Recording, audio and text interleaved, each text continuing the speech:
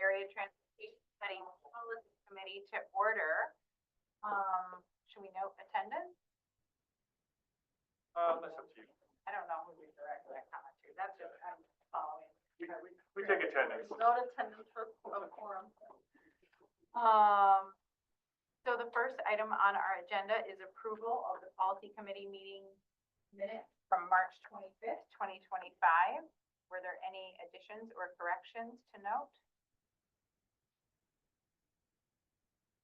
If not, do I hear a motion?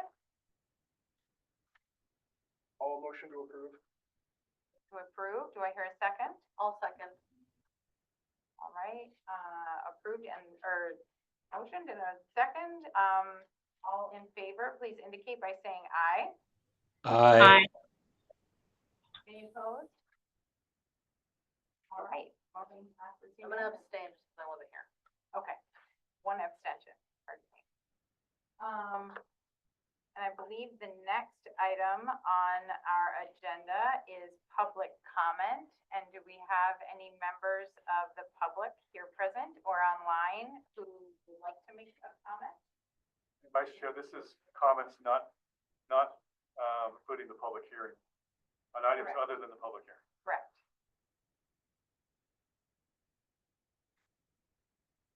None. All right, seeing none, I believe we can move on to our public hearing and recommended adoption of the amendment to the Salem-Keizer Area Transportation Study 2023-2050 Metropolitan Transportation Plan. And that is going to be presented by Ray Jackson. Take it away, Ray. All righty. And is this better with the wall closed? It's a little better, yes, thank you. All right, I will try to speak really loudly. For everyone, here we go. The agenda for the public hearing is shown. The chair has opened it. I'll give a brief overview of the modifications proposed to the SKATS 2023-2050 Metropolitan Transportation Plan. Bring the changes for the Center Street seismic project on. We'll discuss the public comments that were received, the responses any responses that we have to those. There'll also be a period portion of the public hearing for public comment for people to take 3-minute limit. I know that we have at least one person in the audience who has virtually signed up since we don't have a sign up. Okay. And then we'll take questions from the policy committee members. We'll do a staff Me summary. either. What? Okay. Close the public hearing. The policy committee will deliberate for adoption and then make a decision on both of them.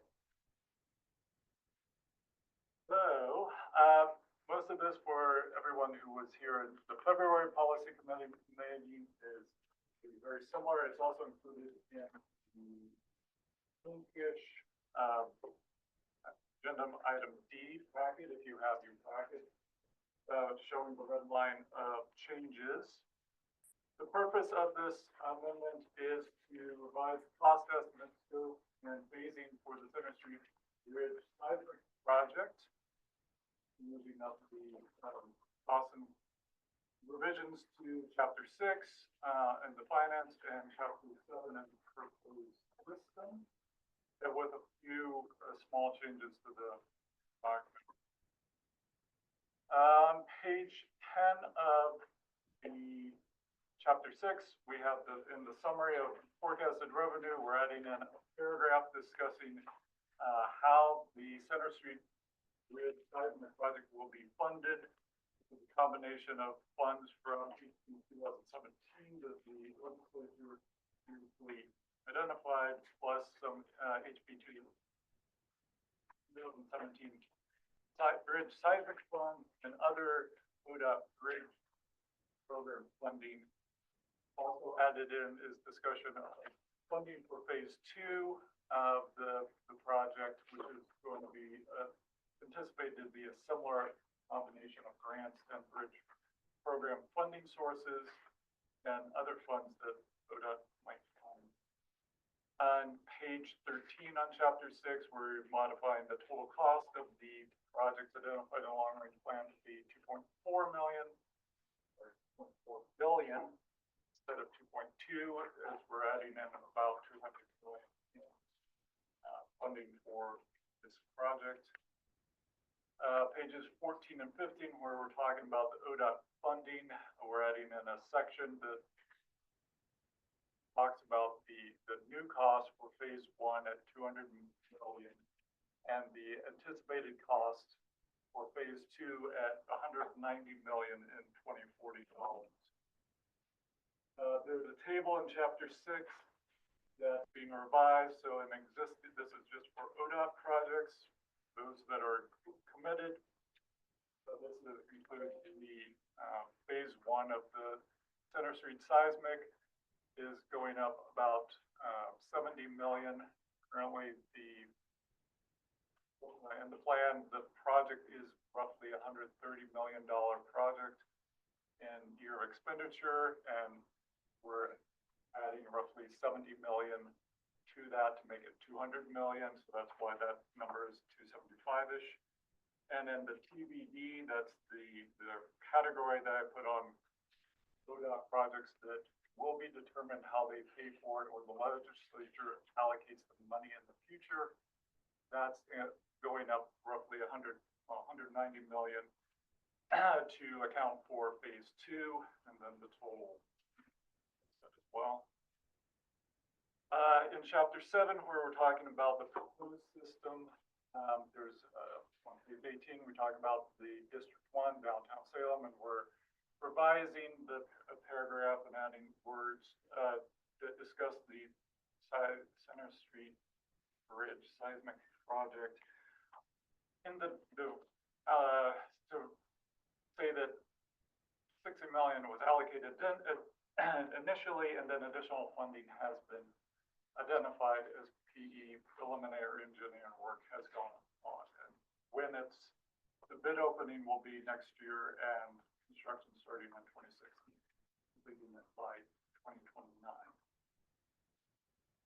Finally, in table 7.3, the project list, we're revising the current entry for project 0034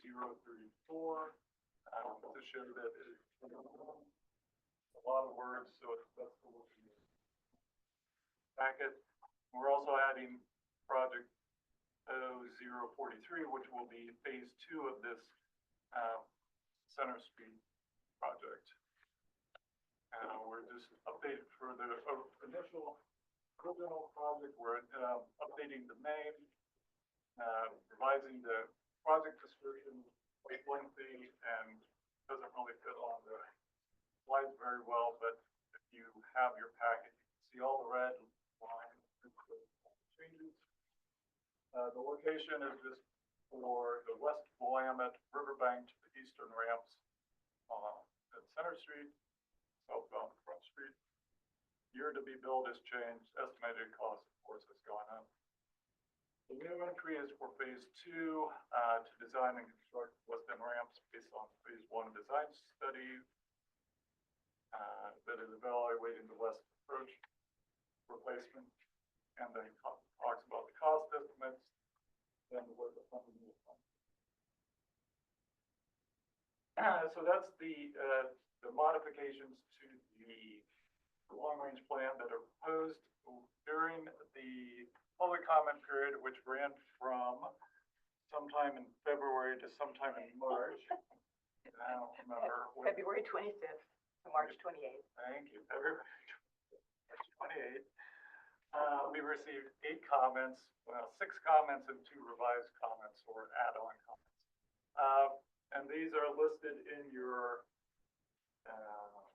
packet, starting on unnumbered page. Well, after there's a second memo in there that discusses the outreach activities that were done, where the information, where emails were sent, where news items and the connections were sent.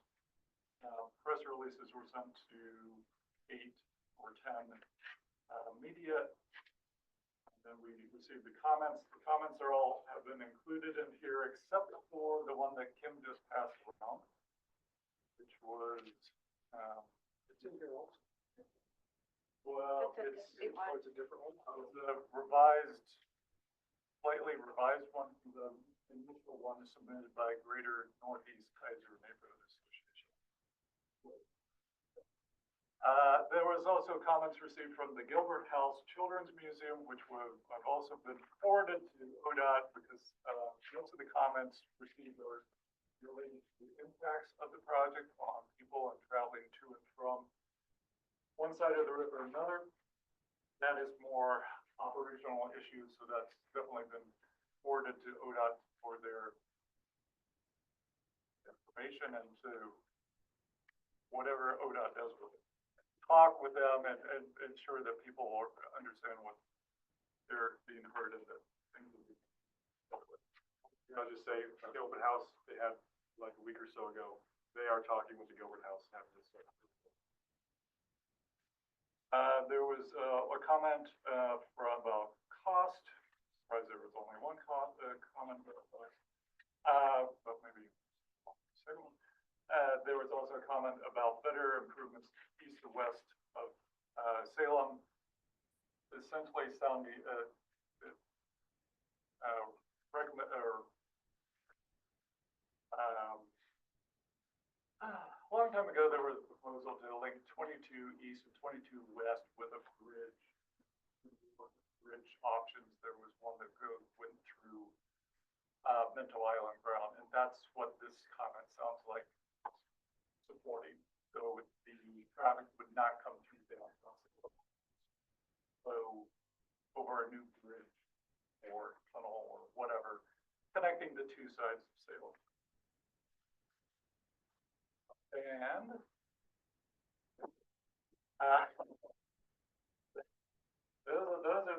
all those comments are available here.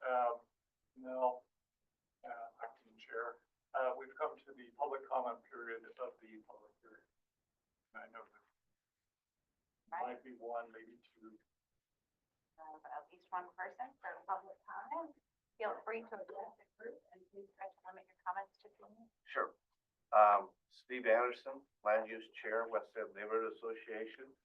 Here today to say that we support the project and the recommendations as proposed that Ray outlined. Little history. After the third bridge project failed, I was chair of the Neighborhood Association. And we went to work immediately with Rep. Evans to secure the funding for this project. We piloted as a neighborhood association through the House to make sure this money was there to secure a safety for the community and have access to the services on this side, hospital and that sort of thing. So we have been working with Rep. Evans since the inception of this, first to secure $60 million and then $100 million, and then now the funding here.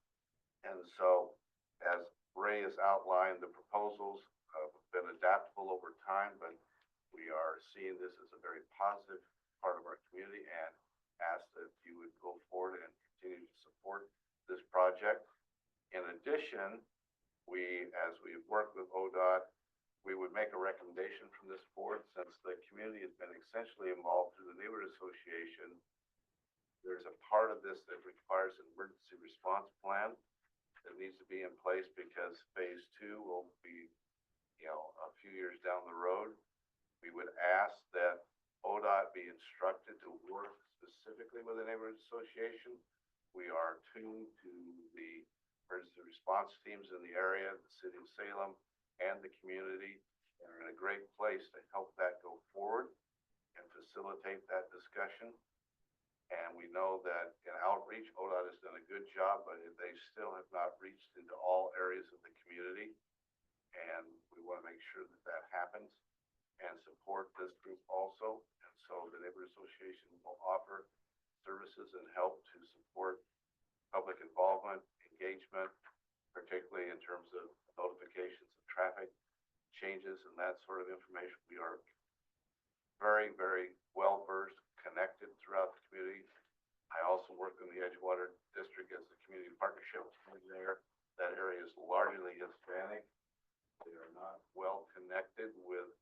services for a number of reasons. I won't go into it. But we've been excellently available to work to make sure that those members of the Hispanic community in an area that is economically depressed in West Salem will be well served. So in summary, thank you, Ray, for that summary. You support it.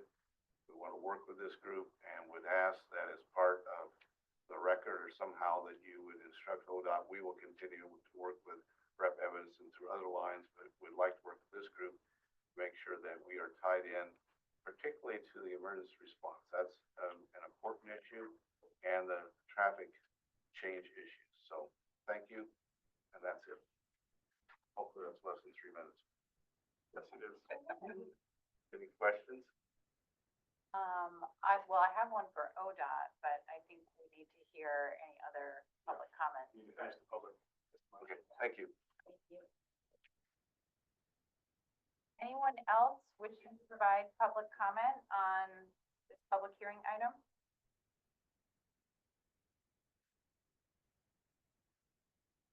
Okay, so now we close the public comment portion and Well, we have a staff summary. staff summary. Much more to say, except regarding what Steve was bringing up, if you notice in the packet, the new description, part of this amendment, it does say, complete an emergency response plan to quickly reconnect Oregon 22 with Salem, allowing two-way traffic on Center Street Bridge when the Marion Street Bridge is closed or unused. So it doesn't go into all the depth that Steve mentioned, but I'm sure ODOT does want to work with the neighborhoods to do that one. And we'll have your comments in the record here for the minutes.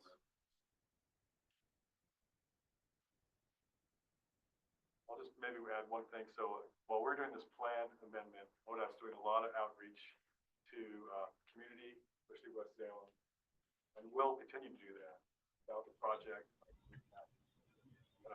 House, single mall.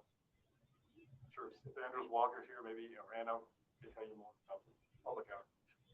Your job here is just familiar. And when they have an actual TIP amendment later this year, it's a reminder, you'll be asked to do that amendment for our TIP. Now we open, well, do I have to have a motion and a second, then we deliberate? Wait, close the public hearing. Okay, I'd like to close the public hearing. My imaginary gavel. Next, we have policy committee deliberation on the amendments to the plan. Yeah. I do have a question for you, Anna. I don't know can you hear me okay? Yeah, I only heard about every fifth word that Mike spoke.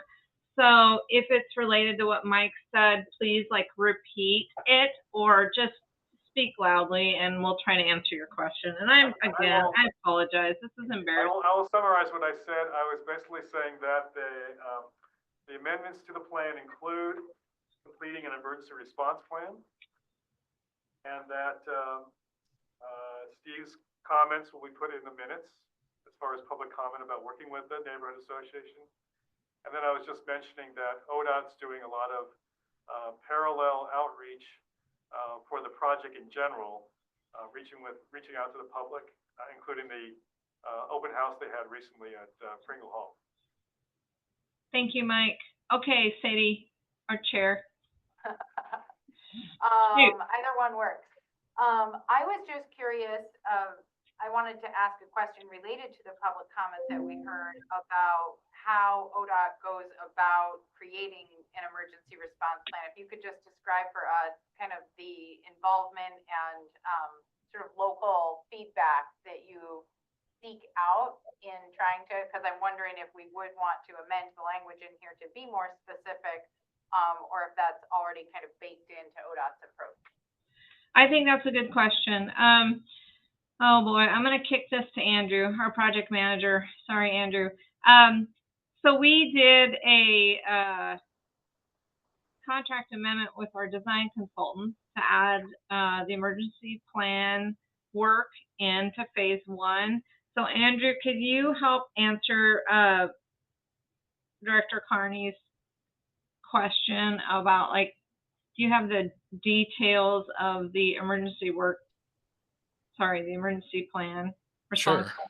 Okay, So the plan that we'd be developing as part of this project would dovetail into a greater ODOT emergency response plan. We have a statewide plan that includes all of the different facilities that ODOT maintains and owns. And seismically resilient bridges are part of that, right? We'd identify which ones we think will still be standing afterwards and what emergency response activities could be using those, if they could accommodate general traffic, heavy traffic, or just emergency traffic. And Center Street Bridge would be incorporated into that as part of that emergency response plan, but there would also be a little more specificity to the R section of that plan in how to restore service, because this plan would be for if phase two, if an earthquake happens between now and phase two, right? And so that would include doing some research on what types of services are available on the west side to help restore that service. So if there's construction companies that are over there, if we need to stage specific materials, that could include some, I mean, these are just some things that we're kicking around right now. We're not done with this plan yet, but it could be, you know, staging Bailey Bridge sections over there. Those are kind of like Lincoln log bridges that you put together, or erector set bridges. Could be pontoon bridges that we've looked at. It could just be staging fill material if we were just going to have, you know, a fill section to bring it up to the remaining bridge that's still standing. And then identifying who and how we could build that to restore services. And then included in that plan would be emergency services as well, coordinating with them, identifying, you know, what hospitals are on which side and what services those facilities provide, or police services, fire services, all those things that you need in the case of a seismic event. So hopefully that added a little bit of clarity. Was that helpful? Did that answer your question? Yeah, I'm just thinking ahead to this, unlikely, but very unfortunate scenario of a Cascadia subduction earthquake taking place between phase one and phase two. And Yeah. imagine that in ODOT's statewide plan, you have to have kind of a tiered approach, right? You have higher priority bridges and then lower priority bridges. Can you give us a sense for where the Center Street Bridge is in terms of priority on the statewide plan? Yeah, it sort of sits in two spots. As a bridge in and of itself, it's actually on one of the lower categories for our retrofit priorities. I-5 is, you know, probably tier 1, right? And then we work east-west, and Center Street is not one of those primary routes. However, it's a House bill project, which then brings it to the top. But as far as our statewide plan for emergency services, Center Street is not one of the primary routes that we would use. Although once we've retrofitted it, it would become one. Okay. Yeah. Other questions?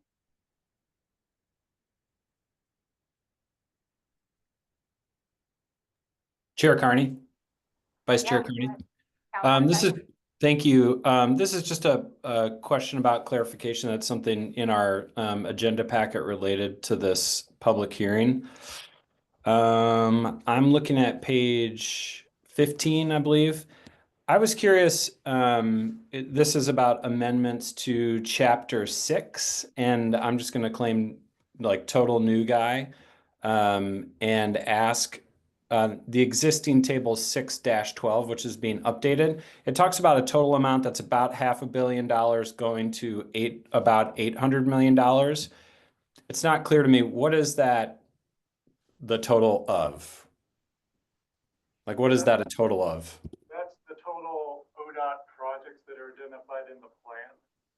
So we have different categories of how we include financially constrained ODOT projects. So committed projects are those like the Center Street Bridge, I-5, widening from Kubler to Delaney, and another project I'm blanking on that are currently in the STIP and our funding is identified. So that's the 206 that's going up to the 275 mil. The included project is one that it's not in the STIP, or will be, once the STIP, because it's a 4-year thing, it's like in year 5 or 5 to 10. So it's highly likely to be funded within that time period. And so that's that 3-4 million.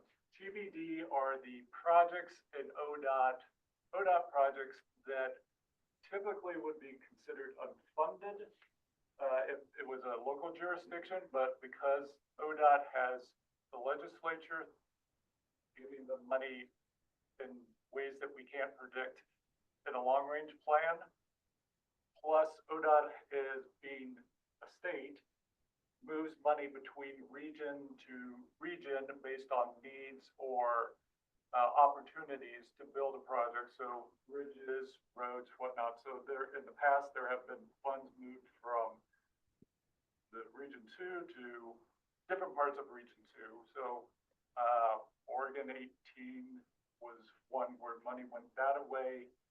So it's because it's, for the most part, we don't know exactly how much ODOT's going to spend in a year or in 10 to 20 years out. We put it as TBD, and because the legislature every 7 years gives them more money for certain projects, but no one knows which projects those are until it happens. That's why I have this squishy 500 million or 325 going up to $500 million project. And when you add it all up, that's like $800 million worth of projects that are identified via planning studies or their asset management or however else ODOT gets projects identified. But it's essentially so you're saying it's the projected cost of projects identified within the SKATS area between 2023 and 2050. Yeah, pretty much. Okay, thank you. With the assumptions that we had in 2022 of cost estimates, et cetera. So. Okay, thanks. Yeah, and just as a side note, the Chapter 6 is going, will be rewritten for the next plan update to hopefully clarify some of this. And ODOT is also going through a new process of how they identify projects in the first 10 years. So hopefully this will all be somewhat clearer when we talk in 4 years. No promises. Yeah, we can hope.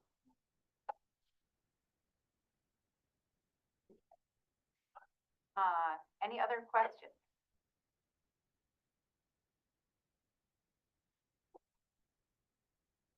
Okay. Need a motion?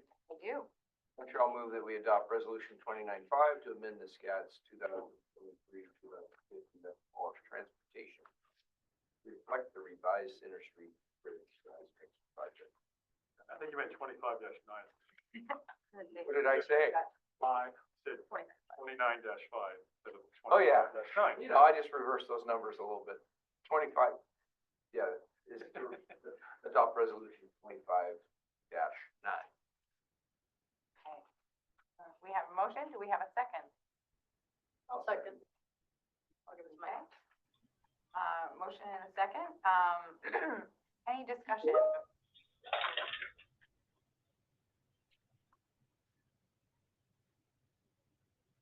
Okay, seeing none. All in favor, please indicate by saying aye. Aye. Aye. Any opposed? And any abstentions? Okay, motion passes unanimously.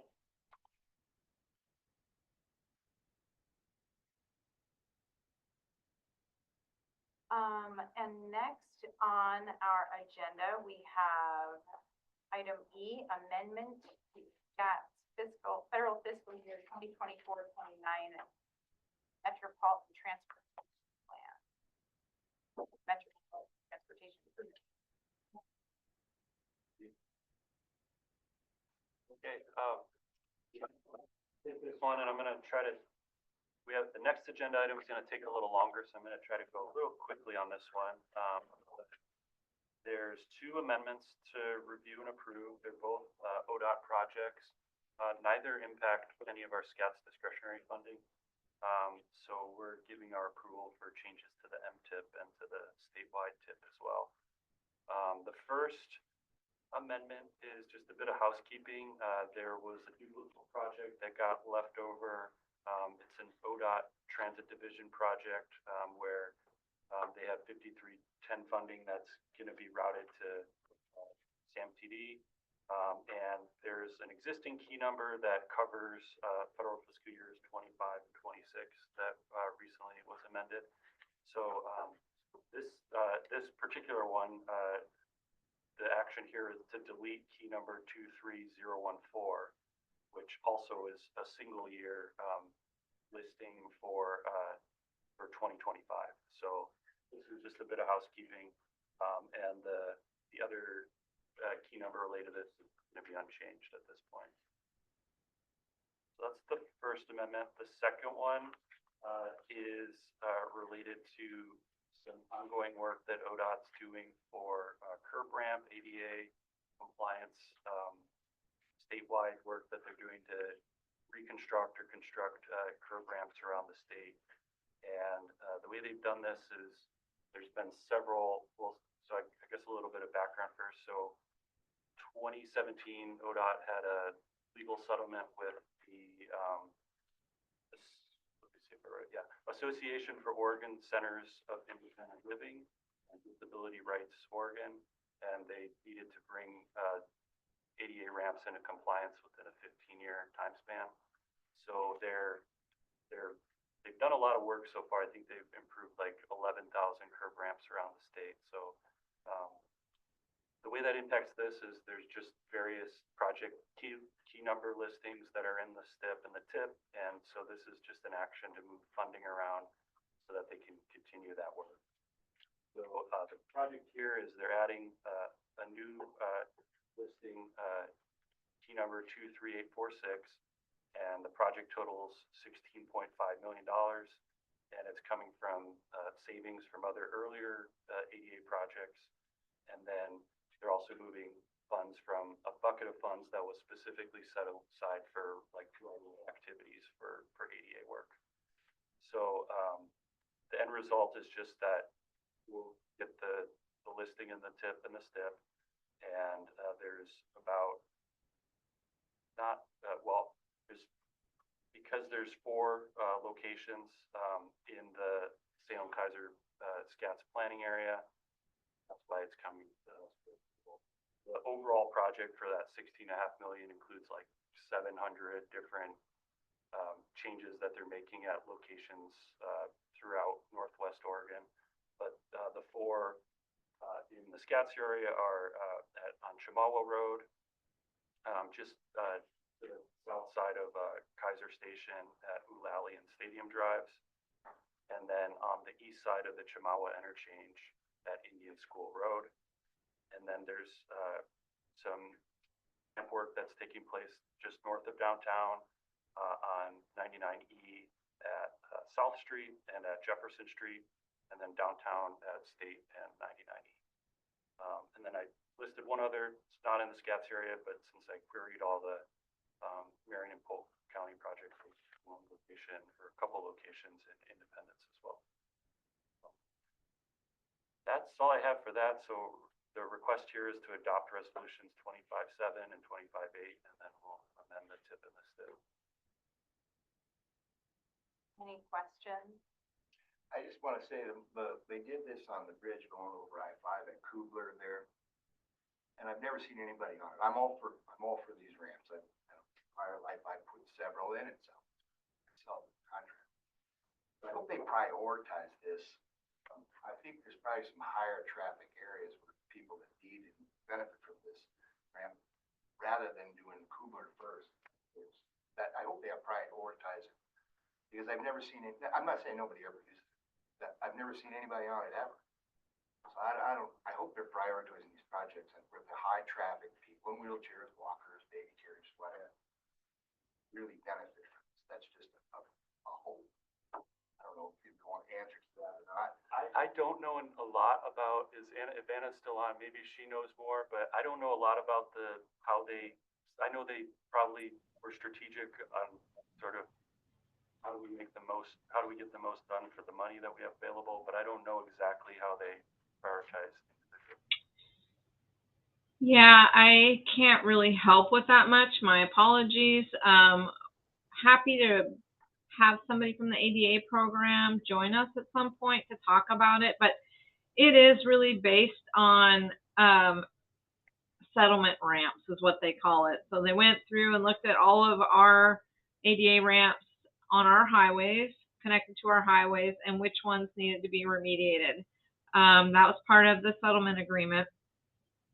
Because as you may or may not know, we were sued, and the results of that lawsuit were we were going to fix our ramps. And so I don't have a better answer for you. I'm sorry, Mayor. But again, I can try to pull that information or have somebody come talk if that's helpful to this group. Just let me know. I have a little bit to add. Oh, I didn't want to cut off. Oh, Counselor Tigan? Yeah, Vice Chair, thank you. I would just note, I appreciate seeing the intersection of 22 and State Street on that list. We have, as a group, I know, a commitment to safety, and there was a pedestrian who was killed at that intersection, I think 2 years ago. And really, I've crossed that intersection countless times with my family. And then any improvement that can be made, whether it's through ADA ramps, better signaling, any improvement to that intersection is welcome, and I'm glad to see it on this list.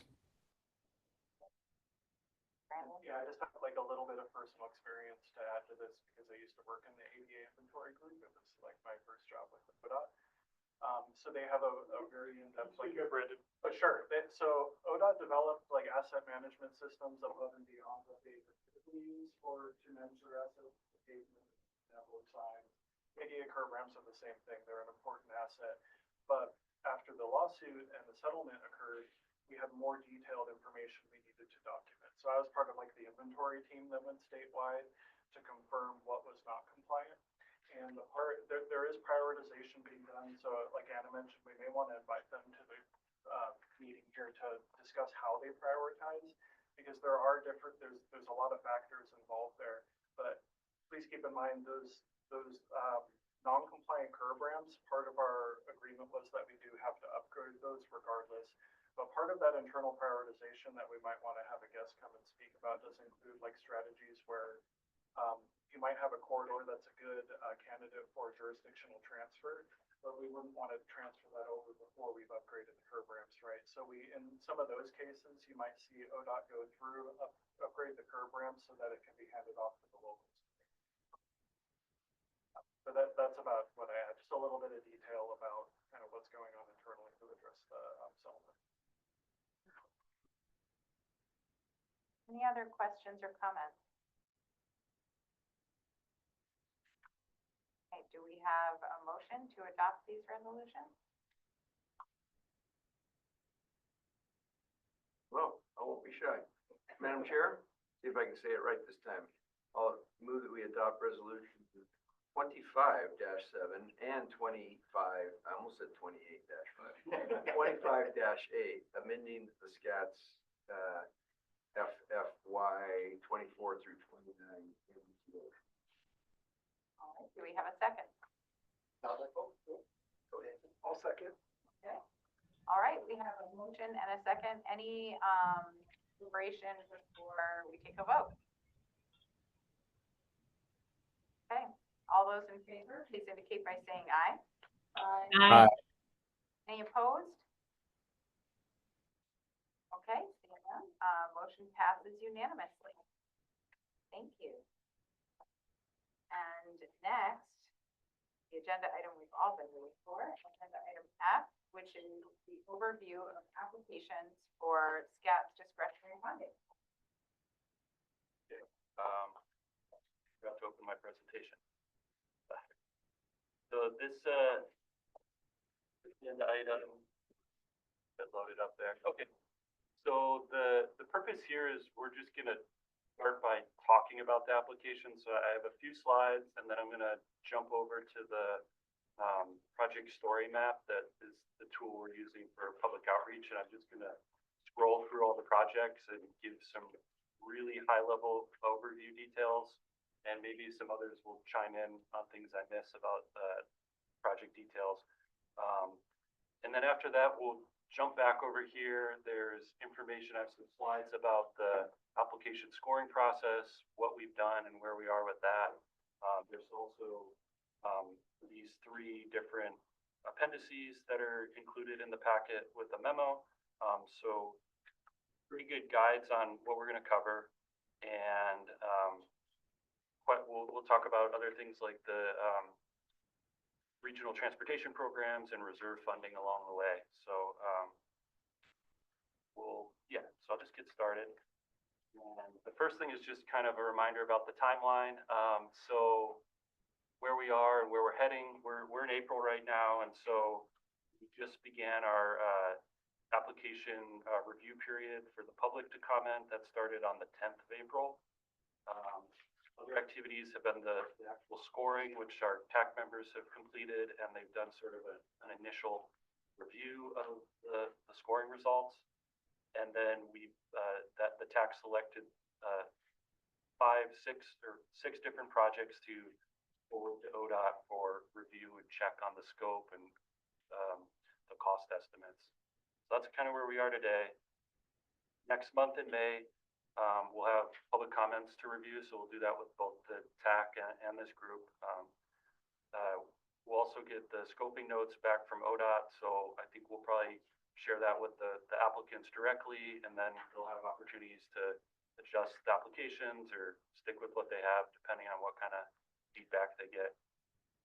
In June, that's when both the TAC and this group will start to review funding options and providing feedback. And then July, we'll ask the TAC to recommend projects and programs for funding, and then hopefully the PC will approve the recommendation at the July meeting and instruct us to start working on the draft MTIP document, which we'll be doing for the fall and into the winter of 2026. And then in the spring, we'll be coming back for the official adoption of the full MTIP document, the public hearing in May of 2026. So that's the sketch of where we're heading.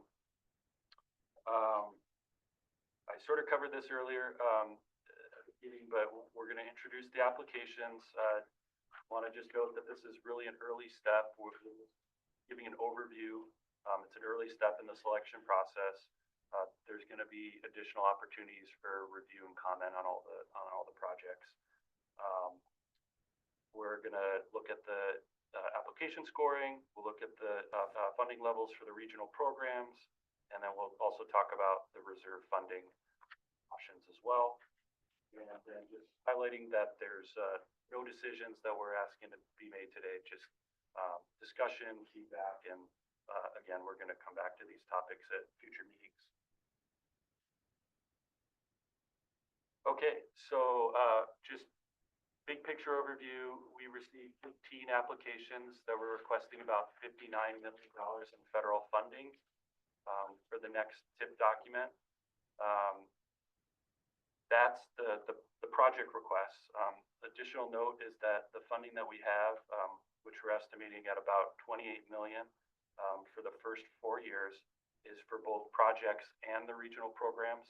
So that $59 million doesn't include the requests that are going to be made for regional programs like our Transportation Options Program, the MPO Planning, Safe Routes to School, and the Regional Traffic Control Center. And I'll talk about that a little bit later when we look at the sort of the appendix that has all the cost information in it. So not all projects are going to be funded. I think that's kind of obvious, but worth stating anyway. And then the process for scoring is getting underway, and this is a part of that review process. So if anyone wants to follow along directly, in Appendix A, there's the list of all the project summary sheets. So that's available for folks to follow along with. I'm also going to just pull up our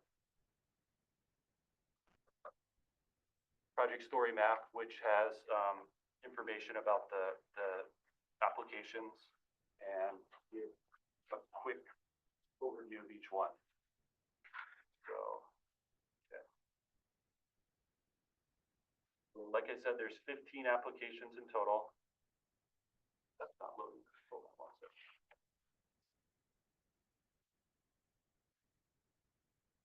Okay. So the first application that we received was for the extension of Delmar Drive in Almsville. So a little bit of context, the white here is the project extent. Over here on the left is North 11th Street, and then to the east is North 9th Street. Currently this is I guess a local road that's going to be upgraded into an urban collector.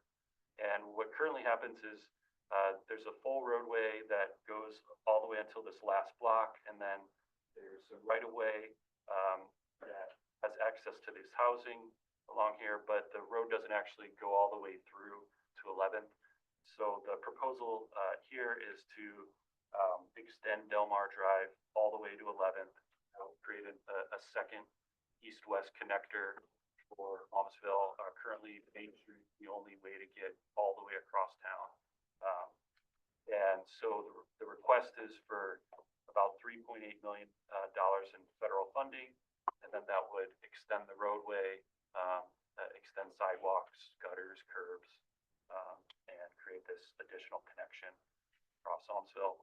And then notice the proximity. This is the elementary school here just to the north of where the project location is.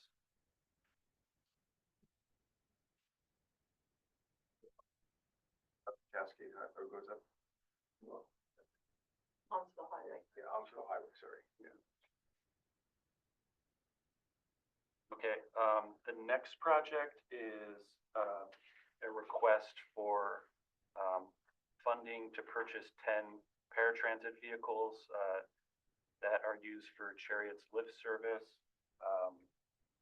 The request is for $2.7 million, and it would replace current vehicles that have extended beyond their life benchmark, which I think is either five years of use or 150,000 miles. So the purpose of this project would be to cycle in some new vehicles to continue operations of the Chariot's Lift, which is the service that's provided for disabled people who aren't able to utilize the regular fixed route Chariot service. The next application is another one from Chariot. So this is for the South Salem Transit Center. This project is proposed to be located at the corner of Commercial and Wiltsey, at that northeast corner there. There's a lot that Chariot has been working on purchase and has gone through the NEPA work already. There's already funding that's been dedicated for the preliminary engineering, I think maybe the right-of-way stage, but this request is to help build towards the funding that's needed for the construction phase. So they're estimating total construction cost would be somewhere around 24 million. The request to SKATS is for 1.7 million. And then the goal is to sort of combine state and federal resources to be able to construct the project. We'll see, is that the Walmart? No. Further south. Huh? Further south, south of the Safeway, just No, we're good. South of Safeway, okay. So is this this would be on the north side of Commercial? Yeah, okay. where there used to be like a drive-in or a movie. Yeah. Remains. Drive-in movie years ago. That's, Yeah. that's the movie theater remains. Oh, it's still there. Yeah. Well, let's have a last movie set. I heard this address that like on the building, we put like a big screen so people could pull in to have a drive-in, but I would.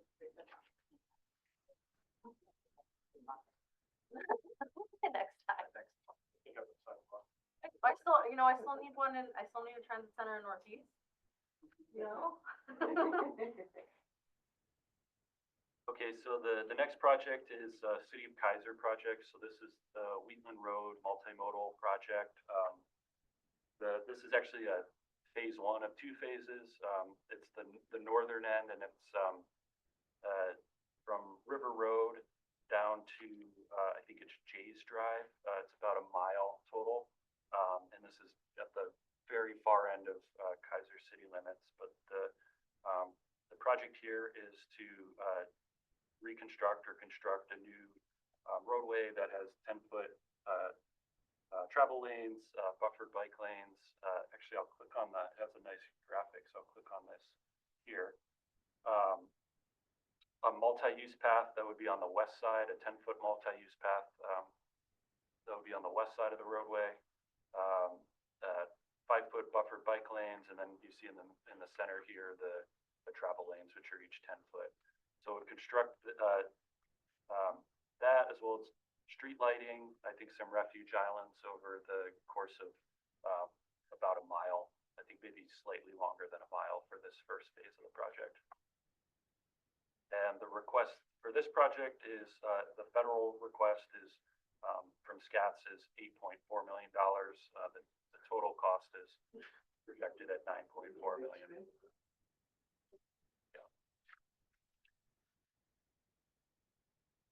It's actually Aldridge Drive to Jay's Drive. River Road's not.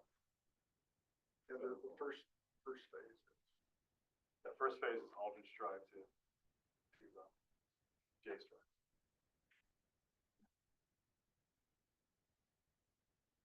Okay, so the next project is, so we're gonna start the Marion County grouping of projects here. There's 4 applications from Marion County. This project will be familiar to anyone who's been on the policy committee for a few years, because SKATS funded the preliminary engineering phase, which is currently underway and I think pretty close to completing.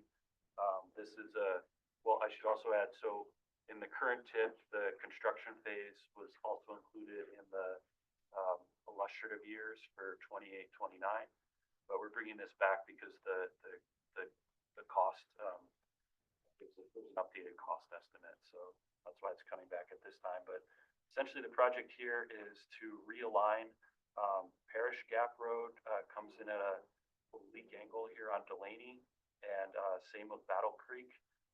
So the project is to realign those and then construct a new bridge on Delaney that would cross Battle Creek. So the updated cost request is for both, I believe it's for both right-of-way and construction, is about $7 million, a little bit more than $7 million for this project.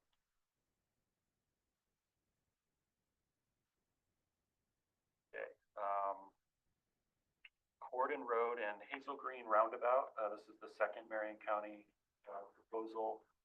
This project would construct a roundabout. It's currently Hazel Green and Corden is a 4-way stop control intersection that experiences delay, especially at peak hours.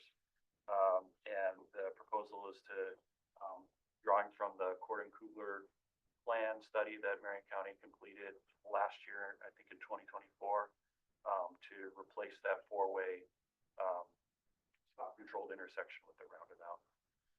The cost estimate for this project is $10.6 million, and the federal request from SKATS is $5 million. That's Easy Orchards, just a little bit. Yeah, is that at the southeast corner? I think is, yeah, Easy Orchards.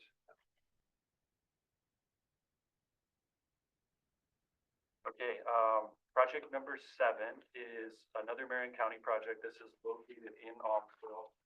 And the project is, this is Main Street, the east to west connector here, Main Street in downtown Aumsville. And then this is the further south from where the Del Mar project is. This is 11th Street here as well. So the the proposal is to either build or reconstruct ADA ramps, at the intersections along Main Street, to do repaving for the entire, extent of the project, both on, 11th and Main Street. And then construct new sidewalks on 11th, I believe on both sides of the roadway. And that would actually, by doing that, they would close the gaps, on 11th, I think extending all the way north, maybe as far as Del Mar, but that would all the way to the school. Okay. So there's, the gaps are currently in the sidewalk are here at the southern end. So this would close those gaps for, walking, on 11th. Okay, project number 8, this is the last Marion County proposal. This is, the Brook Lake and River Road Alternative Study. This is the proposal of the planning study at this point, but essentially what it is, again, it's another 4-way controlled stop, and experiences quite a bit of delay.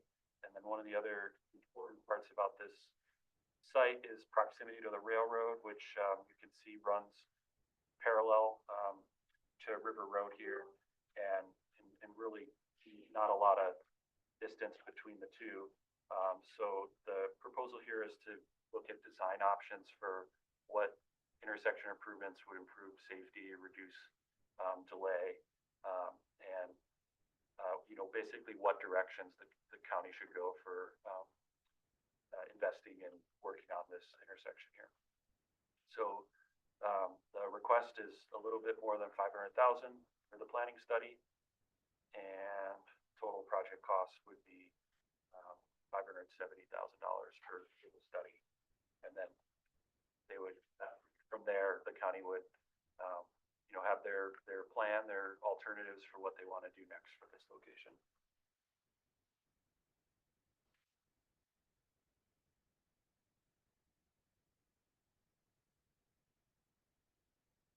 Okay, so the 9th project on the list is a multi-use path. It's to construct a 10-foot wide multi-use path from Mission Street to the north down to Corona. Okay. So it's about 3/4 of a mile. It's fronting the airport. So the path is proposed to be on the east side of the roadway. Currently, there's a very narrow sidewalk on the west side. There's not anything on the east side currently. And then one of the other points to this is, so McGillcrest is the east to west that's running just north of the reservoir here. So that there's been a lot of project work that's ongoing there. This would connect into the bike and pedestrian facilities that are being constructed as part of the McGillcrest project. So the request for this proposal is about $5 million, and total project cost $5.6 million. So that's the first Salem project. There's 6 in total. The second one is Commercial Street Urban Upgrades at the north end from Wiltsey. So this is actually just to the south of where the South Salem Transit Center is going to be.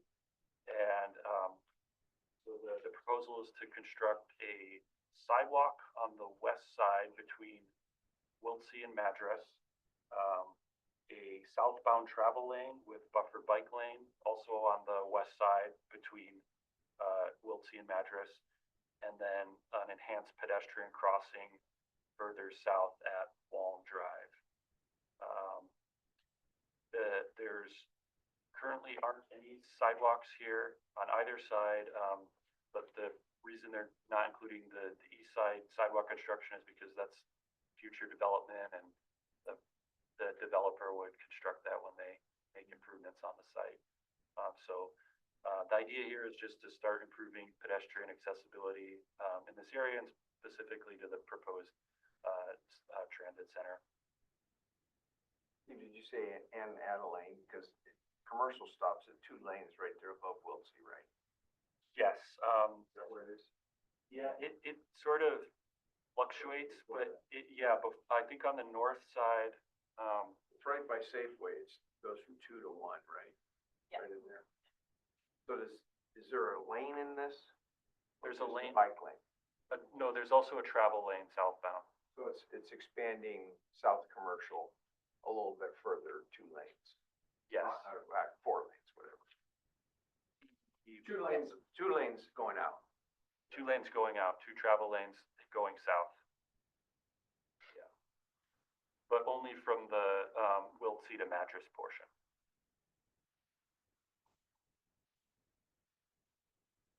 I don't think I mentioned the cost. So the request for this project is 4.6 million. Okay, the next one is also on Commercial Street. This one is another planning study. So the idea here is to do a little bit of analysis at where the 12th Street cutoff comes into Commercial Street.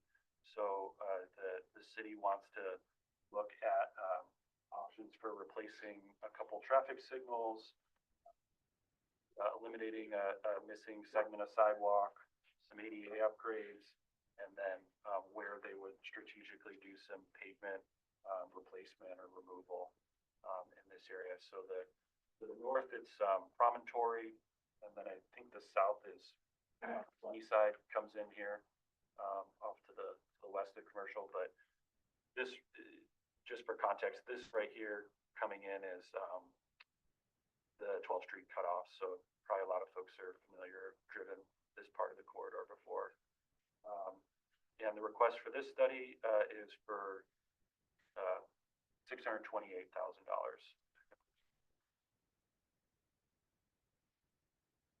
Okay. The 12th project is a pedestrian improvement project. This is along Fieldfield Road between the north end of Warwick Drive and then the south end of the, well, I'll put it this way. The proposal is to put infill sidewalk in on the east side and specifically improving access to the Fisher Road Park, which is getting some investment in the near future from the city, and to close sidewalk gaps between Ward, and then the majority of the work is down to, I think, about Cooley, and or maybe it's White Oak Court I have noted here. But essentially it would create a continuous sidewalk path between all the way from Ward down to Silverton to the south. And then the other aspect of the project was to put in a improved enhanced crossing right at Fisher Park. So when those improvements are done, and likely a lot more people will be visiting that area, they have a safe crossing at the park location. And then there's a couple, it's a little easier to see on the, I'll click on the project summary page, but there's a couple sections that are sort of going in and out of the city limits. So the city, for this southerly portion down to Cooley, is working with the county to make sure they close that gap as well, so that basically the county and city are going to work together to make sure that the whole gap on this sidewalk is completed. And the request for this project is about $3.7 million.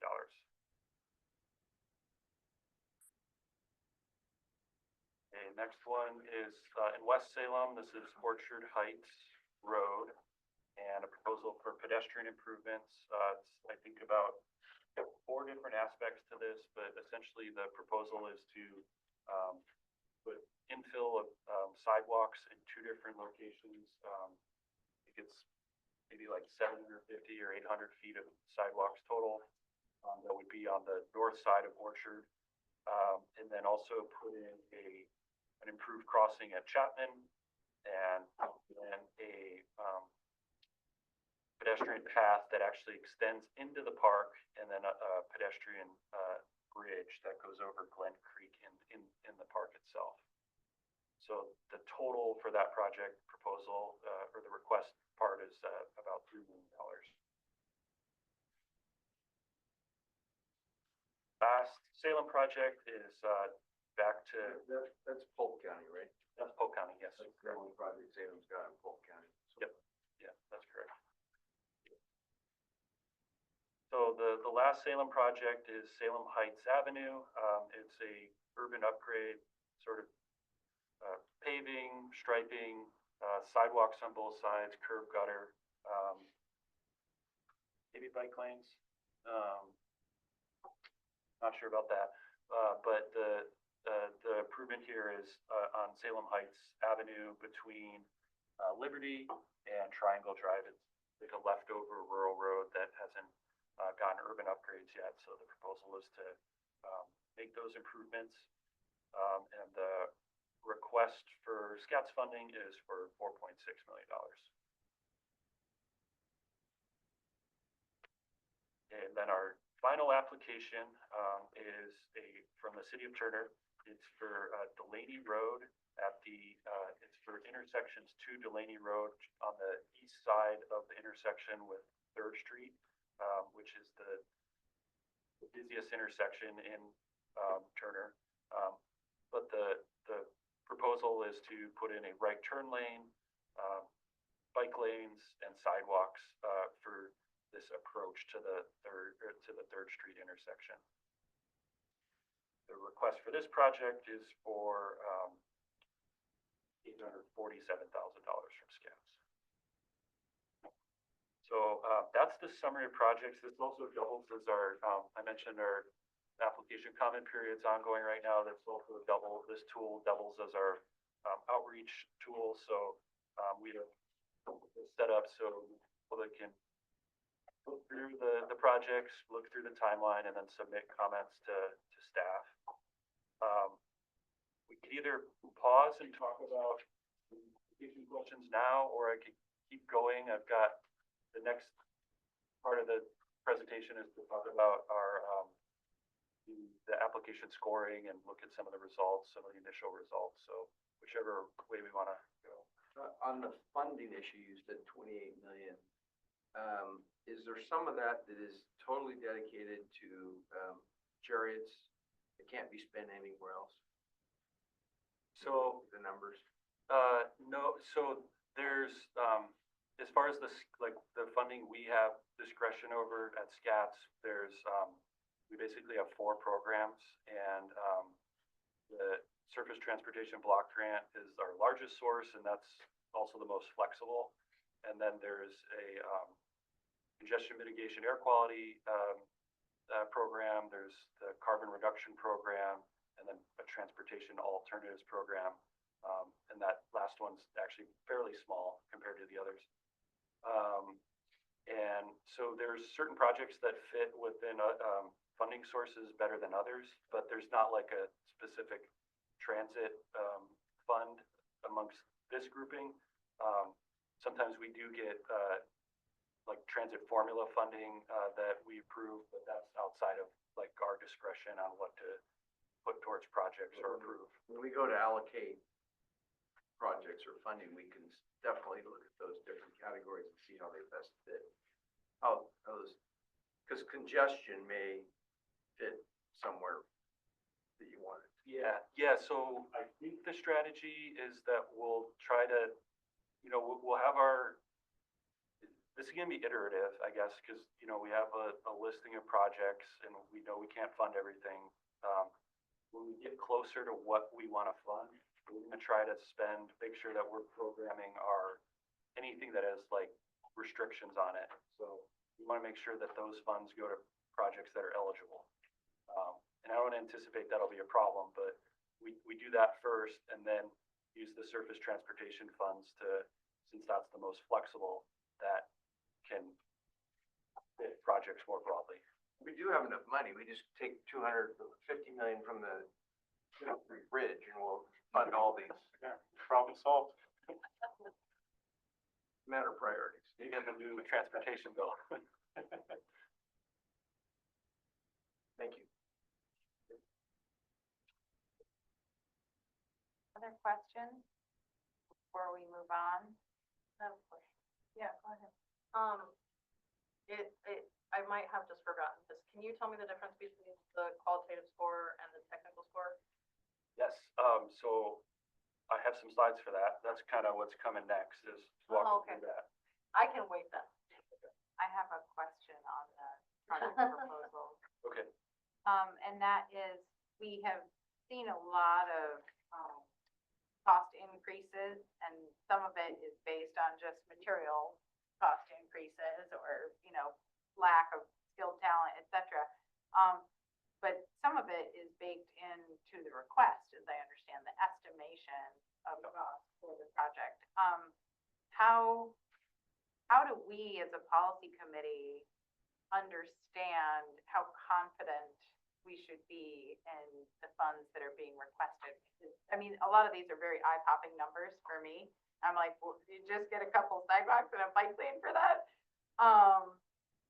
And then others seem like, oh, that seems pretty reasonable. Yeah, we're gonna throw in sidewalks and a turn lane and this, and then I'm like, wait a second. Why aren't these seeming like they're comparable numbers in all cases? Some of that could be the site-specific questions, but we did forward a selection of projects that the TAC recommended to some of the ODOT 2 engineering staff to get some feedback on cost estimates. So the Wheatland project, the Turner project on Delaney, and then there were 3 Fisher Road, Salem Heights, and a third. Yes, we added Del Mar to the list, and then there was one more Salem project that I can't think of, but we forwarded some of those for additional review. And then, yeah, kind of to answer your broader question, I'm not totally sure. I do know that these cost estimates are higher than what we've seen in the past, so hopefully that's covering our bases. They also have contingencies built into them.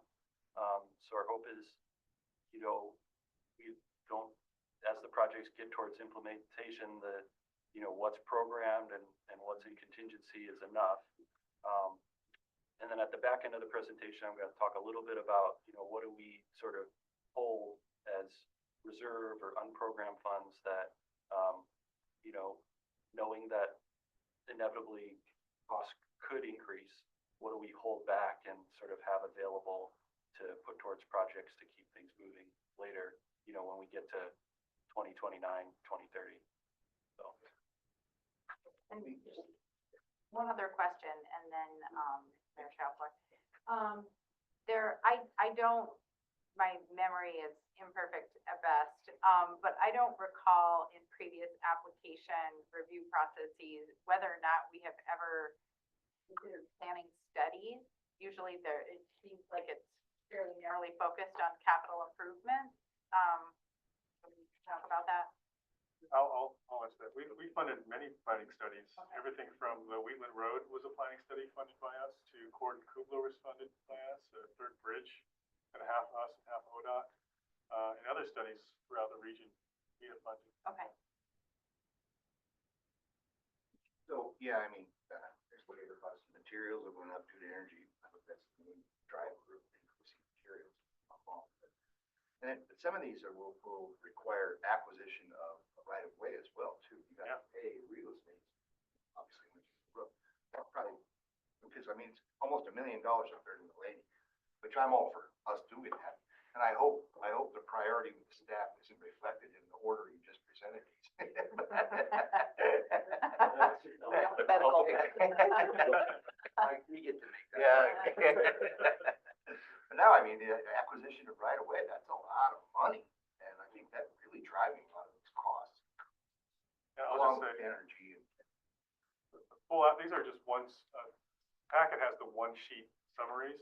The full packets break down engineering design, right of way, construction. So they kind of, the applicants have done their work to kind of estimate these costs.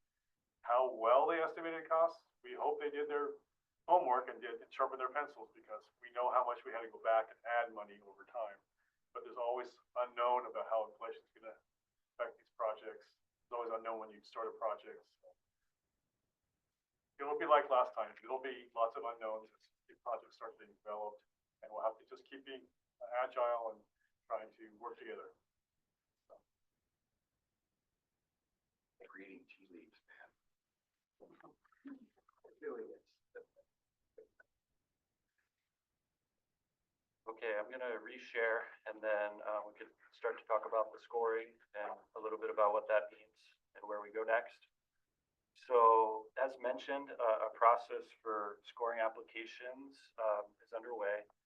And we have our technical and our qualitative scores that are assigned by the TAC. At the January meeting, this group, the policy committee, after a few different discussions, approved the current criteria that's used. As a reminder, the criteria was initially developed after it was an earlier, I'm not sure when, but one of our certification reviews where some of the feedback from FHWA was to make sure the selection process connects with the goals of the long-range Metropolitan Transportation Plan. So in March, the TAC did their initial application presentations at the regular March 11th meeting. We designated representatives to a technical scoring work group. That group met on the 21st to assign the consensus technical scores.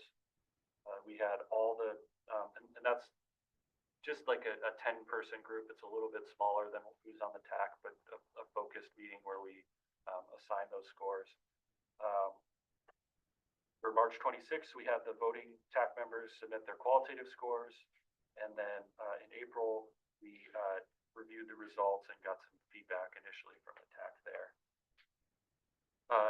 A little bit more reminder, so the technical scoring process, it's a consensus score, and it's a 10-part criteria where each project receives a score between a -1 and a 2 for each of the 10 criteria.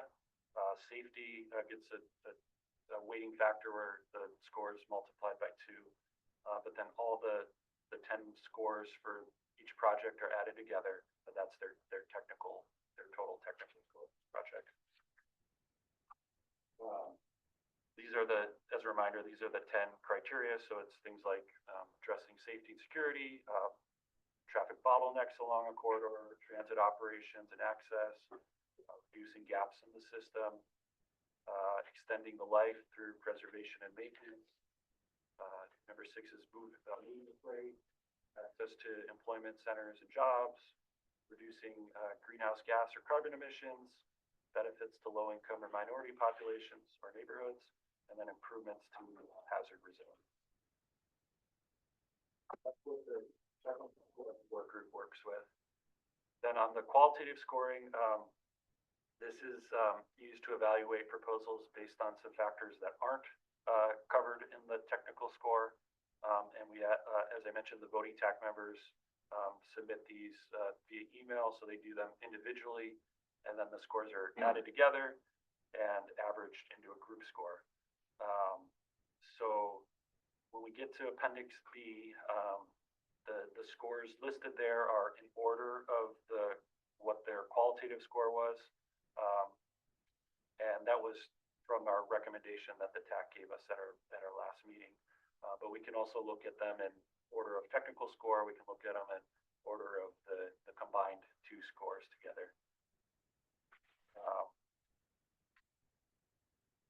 And this is just a reminder, this is what the qualitative scoring criteria looked like. So it's things like suitable scope and solution, realistic schedule, whether it's the highest priority for the jurisdiction, it's regional significance, things like urgency and the level of planning and coordination. And so we're receiving scores based on how well they met that criteria. So before I jump over to the appendix and we talk about that, I'll just cover a couple more slides really quickly. So previewed this earlier, our part of building the MTIP is going to include programming funds for ongoing regional transportation programs that have region-wide benefits. So MPO planning, fund the staffing for the MPO and what we do. Also the regional traffic signal center, which the city of Salem operates on behalf of the both Salem-Keizer and Marion County and the urban different area. The Salem-Keizer Safe Routes to School program, and then the Transportation Options program, which is operated, run by. When we get over to Appendix B, it lists those 4 programs and sort of draft funding levels for them, and the total that we have in the draft is about $5.6 million between those 4 programs. Again, in the last 2 more slides, and then we'll go look at the project list again. So reserve funding. This is also included in Appendix B as a line item for reserve funding, so we're planning for that. Back in 2020, a year ago, or almost a year ago, the PC approved a motion to set aside reserve funding so that we're sort of flexible and able to fund projects if there are shortfalls when they get to the construction stage. So one keynote here is, well, I'll say we set that draft level for now at 2 million, which is about 7 million, 28 that's available. The actual amount is going to kind of depend on what projects get funded and just how those come out. And then also important to note is annual redistribution, which is something that acts as a sort of natural reserve fund sort of backstop against project cost overruns as well.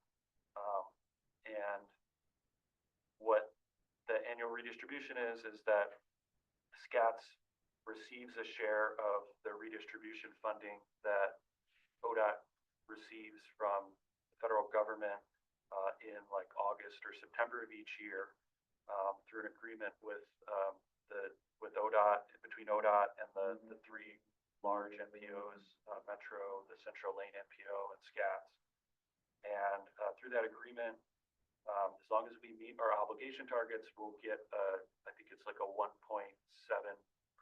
of what ODOT receives for redistribution. So we have received that the last 4 years. So it was $685,000 in 2021.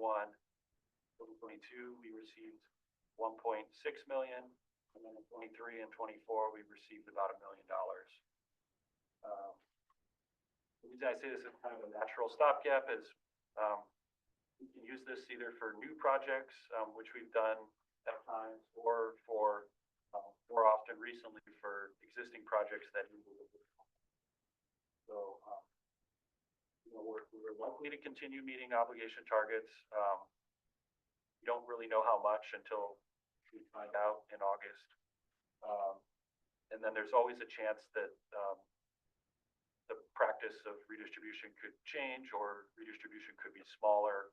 So there's a lot of unknowns with it, but it is an additional source of funding that comes in and can be used if there are cost overruns as we get to the construction of projects.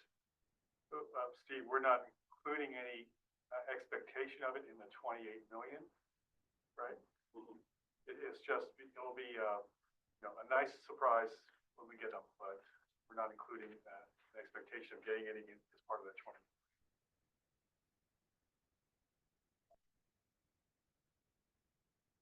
Okay, back to the timeline. I'm going to go to Appendix B now.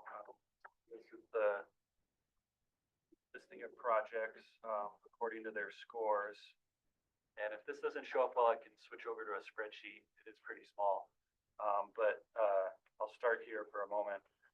This top section is the listing of projects in the order of their average qualitative score.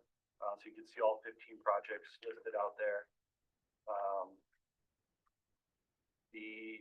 The next section is the draft funding level for regional programs. So you see the 4 programs down here and the total of about 5.6 million, and then the draft sort of holding level or funding level for the reserve funding at 2 million. So as far as the qualitative scoring, I'm going to switch over. I think it's easier to see if it's a little bigger. But this this is the same information. I just hit some of the columns of what's in that top table. But in order of the average qualitative scores, there we go. The South Salem Transit Center was the first ranked project along the qualitative scoring, followed by Salem's commercial urban upgrade project. That's actually right in that area near the transit center. The third scored highest qualitative scoring project was the Wheatland project, followed by Fisher Road, the Delaney Battle Creek Bridge, then the Delaney Road street improvements, SAMTD's paratransit vehicle replacements, followed by the Salem Heights urban upgrades. And then we get into the Cordon Road roundabout, the Orchard Heights pedestrian improvements, multi-use path, Delmar extension is, I think that's 10 or 11. Brook Lake study, then the 11th Street sidewalk to Main Street ADA ramps, and then finally the Commercial Street conceptual plan study. If we looked at it in order of the technical scores, it's a bit of a different order. So in this case, it's the paratransit vehicle project rises to the top, followed by the South Salem Transit Center. The multi-use path came up the rank quite a bit, and then some of the other projects just filled in a bit differently than what's in the qualitative score. So the combined result is this order, which shows both the average qualitative, the consensus technical score, and then that last one is the combined scoring. And so it's paratransit, South Salem Transit Center, Commercial Street urban upgrades, Delaney, 25th multi-use path, Wheatland, Salem Heights, Fisher Road, and I won't read down the whole list, but you get a sense for where the projects are coming out in terms of their scoring. So I'll actually, And my math isn't quick enough to add those numbers in my head. Project request funds. Where does 28 get us? well, on this list, and granted, we're not going to just go in order of the way they're listed, but if we did, in this case, this is 23 million is the first 6 projects here. In this scoring. Okay. Oh, did I? Oh, no, okay. Just doesn't So the first doesn't shade. 7 would be 28. Yeah, so this is 23, and then with the regional programs, we've already finished 28. Right, okay. One thing to keep in mind that can help us go a little further with our programming is 28 million is the first 4 years. So some of these projects have construction in the illustrative years. So the Wheatland project is an example of that, and I know, I can't remember if it's either a Salem or a Marion County project or construction phase in 2031. And so that's the 5th year, and so that's not a part of, we didn't include that in the $28 million estimate. That makes sense. So, we already have 28 million, or this is a request of the federal government? The projection of revenues we think we may get. So, the federal government, when they look at our list, if we submitted the whole list, would they bless the whole package, or they glean through it and pick items? That's just for us to request, and then we get it or not? Well, no, it's not, it doesn't quite work like that. So they allocate funds, these are formula funds, right? And they allow the MPOs to make decisions of what they want to spend it on. There's lots of latitude. As we were talking in my office earlier, the federal government does want to see certain performance measures be achieved. So they're going to say, hey, are you putting your money to projects that will help meet or get closer to these performance measures? They don't scrutinize us extremely closely about every project and whether it's a good project or a bad project. They allow that kind of latitude of MPOs to decide. So it's a little bit half of an answer, a lot of latitude, but there is some review of what we're doing. And forgive me, I'm a new guy. Question again. Yeah. Where did we get 28 million? Where, that's projected. How did we get it? So this is all formula funding that the MPO area or the urban area receives by formula. And we project it basically based on like what we've received in the past. We work with some of the ODOT financial folks to see what they're projecting, what the other MPOs are projecting. So there's a little bit of a growth factor on there, but there's also really big question marks about like what our next federal transportation package will be like, because the current one expires in end of September 2026. So all these years are that we're projecting are the next funding cycle. So the last bill increased transportation funding quite a bit, all over the country, states and MPOs. The next bill, which will cover 27 to, I don't know, 5 years now. 5 years after that, 5 years. We just don't know what Congress will do. So Shift that. So it could be higher, or it could be lower. It So- could be 28, it could be 20, it could be 30. right. So if there's lots of money, we'll be fine programming it the way we did. If the federal government or the Congress says, no, we're cutting way back on transportation, and then we'll have to come back and cancel projects or scale back projects, things like that.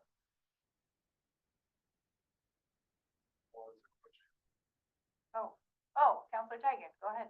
Yeah, thank you, Vice Chair Carney.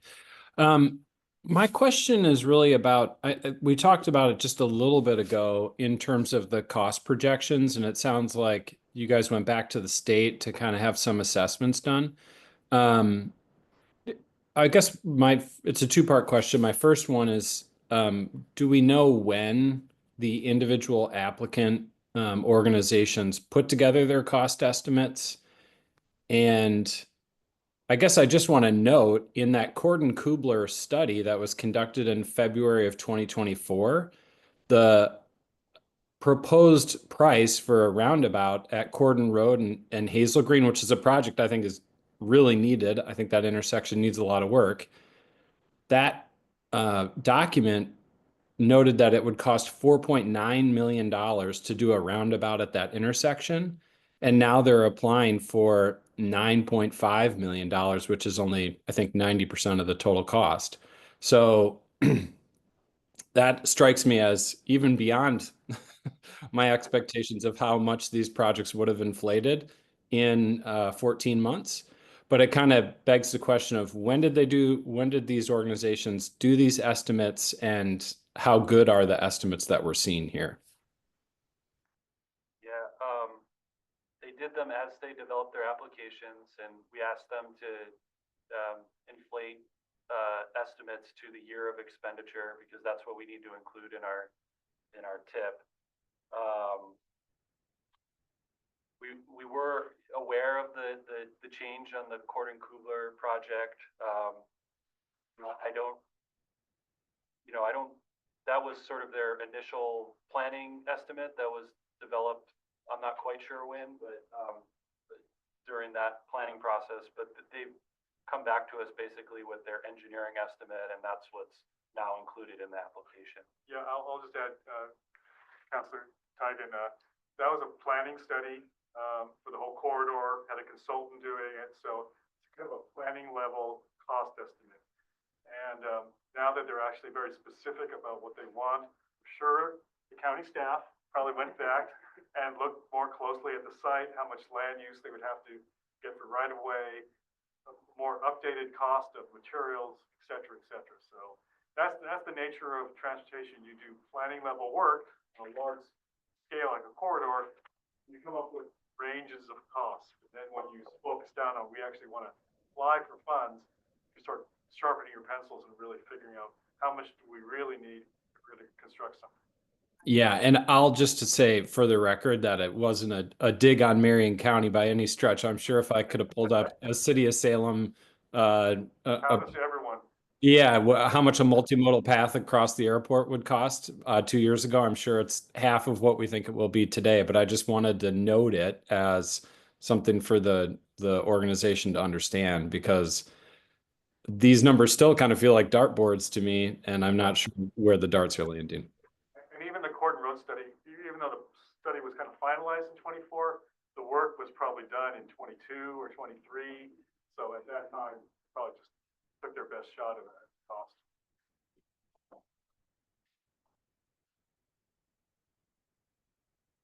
Did I say that correctly? Yeah, it was, if that's okay. Sometimes, you know, when we know we're applying for federal funds too, the federal project process, delivery process is more expensive. So we sometimes, when we dig into. Speak up. Oh, speak up. Paul, hi. It's Bonnie. Hey, so when we know that we're applying for federal funds, then we look at those specific details of federal project delivery, which are going to be more expensive. So it's possible that that wasn't really considered in the Gordon-Kubler plan. And when we dug into the details of this, knowing the extra environmental and just the additional federal project delivery costs, that also went up. Just part of it, yeah. Thank you. Not off. Sorry to give you a tour of my left earlobe.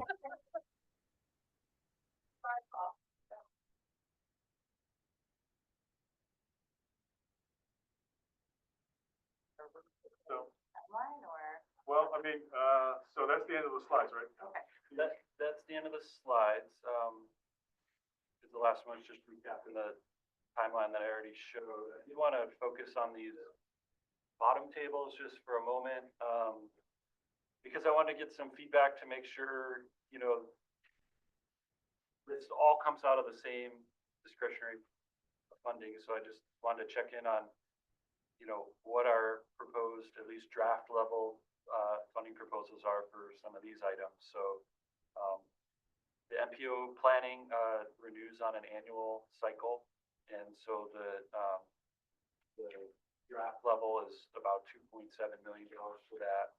The Regional Traffic Signal Control Center is on a 2-year cycle, and they'll next need funding in 2029. And for a 2-year cycle, they're right at about $700,000 at City of Salem for running that program. Safe routes to school for Salem-Keizer. This is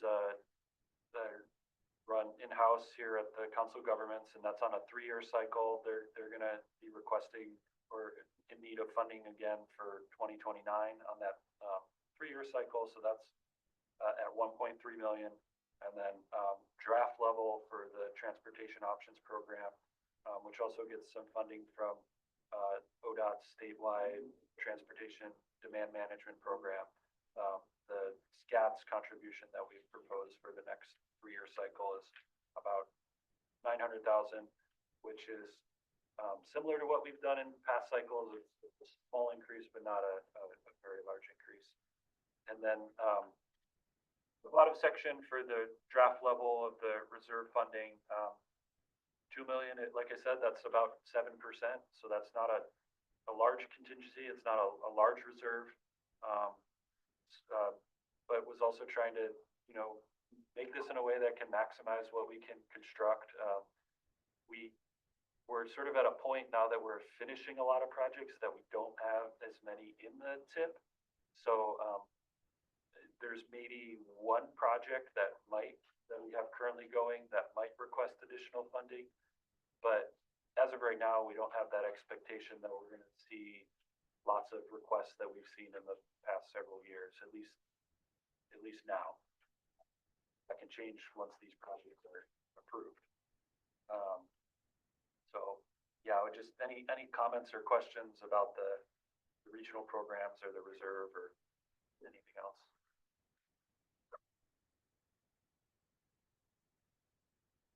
I'll just end that, as we said at the beginning, the story map was sent out for public review. Let me give you details about who we contacted and how we got the word out. So far, we've gotten 7 comments. I don't know if any came in today. They closed May 2nd, so those comments will be provided to our advisory committee and to you as you discuss these projects over the next couple of months.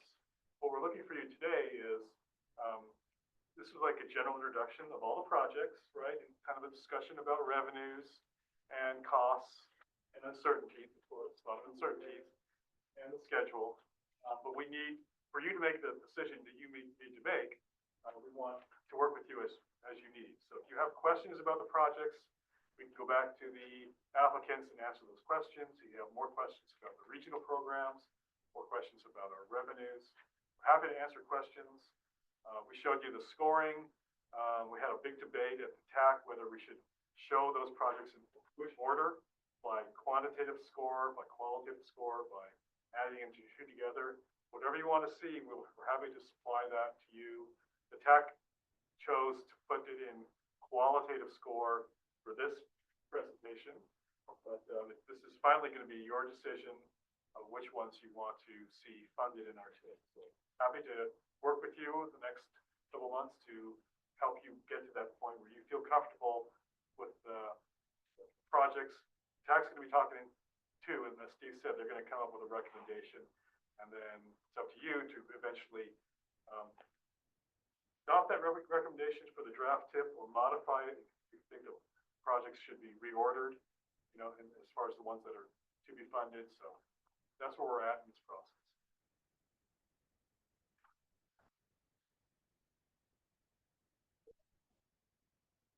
I think that concludes that staff presentation, unless there are other questions. I believe we can move on to agenda item D, 2025 U.S. Department of Transportation Salem-Keizer Area Transportation Study Planning Process.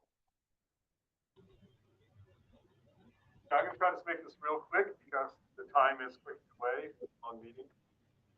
Every 4 years, Federal Highway and Federal Transit staff and ODOT review our program to see if we're meeting the federal planning regulations. And we get a report saying what are maybe corrective actions. We had one corrective action. Then they have a bunch of recommendations. This is the cleanest review I've seen in like 16 years where I've seen these reviews. Past reviews had lots of corrective actions, recommendations. This only had one corrective action. So the packet had the letter basically saying, hey, SKATS, you're meeting the planning regulations. We certify you for another 4 years. Here's our corrective action, our recommendations. And we'll take those recommendations, and as we're updating our plans, we will consider those recommendations. You have to do the corrective action. And so that, next month, if we have time, we'll talk more about the full report and what those recommendations are. This wasn't time this month, but just wanted to let you know that we got an A+ on our report card, and or maybe just A, not A+. And we're going to start working on the Title VI changes, which are going to be very simple to do, and then we'll talk about it again next. And this is a Unified Planning Work Program. No. This is a certification by the feds, kind of our review of how we're doing. Okay. Any questions on that? Okay. Hours and minutes are ticking. Well, I'll just go to the next one. Wrap up. Okay. So our next policy committee meeting next month is on the 27th. The TAC meeting is the 13th. We'll probably be talking a lot about the TIP scores again. We have an OMPOC meeting on May 2nd, and Rich Carney, you're going to go, okay? And if someone else wants to go, let me know. I think it's a Friday, and it usually lasts like 9:30 to 1:30 or so. And we have the list of the Oregon Transportation Commission meetings also in the packet. The update table, I'll just briefly go over that. What's TIP development, just to repeat the things you've heard in the last hour about us working on the TIP and the schedule for that. I included some information from the transit district because we help fund their program. And so this is from their last quarter, the third quarter report that we received. They're working on a lot of things, including a comprehensive operation analysis. Have a contract out for consultants to do that. They do schedule adjustments all the time. They updated themselves about the South Salem Transit Center and information about how they're working through that process. They have something ongoing that's been in the UPWP for a while. They're looking at the paths to transit stops, so the infrastructure around transit stops, I think the stop itself, but also the sidewalks, the ramps around the transit stops, so they have a good idea of which stops are in good condition and which stops are in bad condition and what they should focus on. And then this is kind of exciting. They have been working toward a transit signal priority green light extension, so that if their buses are running behind schedule, there can be a signal transmitted from the bus to the signal that might extend the green line so that bus can get through the signal. So I don't know if I described that perfectly. There's probably a lot more to the technology than that. Well, fire departments already have that. Fire departments have Something similar. Yeah, but this is for transit, and it doesn't happen all the time, only when they're running behind schedule. So they've been trying to work together with the city of Salem. There were some technical issues to get through. So they started their first corridor on Lancaster, and they're testing it out with 3 signals. But eventually they want to expand it out to a lot of the systems. So, and they're doing a lot more, but wanted to give you an update about something they're still with. And that's it, Chair. Or Vice Chair. Thank you, Mike. Well, if that's everything and there's no other updates from the group, I will adjourn the meeting. It is 1:51 p.m. Thanks very much. Thank you. Bye. Bye. Sorry about the volume stuff.